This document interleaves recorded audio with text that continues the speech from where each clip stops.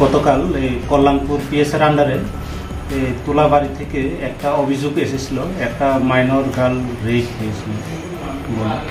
যথারীতি অভিযোগের ভিত্তিতে একটা কেস কল্যাণপুর পিএসে রেজিস্টার করা হয়েছে, যার কেস নাম্বার হচ্ছে 18/2022 আন্ডার সেকশন 342, 376 1N এবং সেকশন 4(2) পক্সো অ্যাক্টে আমরা মামলা রুজু করেছি কল্যাণপুর পিএসে, এবং আমরা আসামির খুঁজে এখনও তল্লাশি করছি। শীঘ্রই আমরা আসামিকে অ্যারেস্ট করব। স্যার, আসামির নাম কি?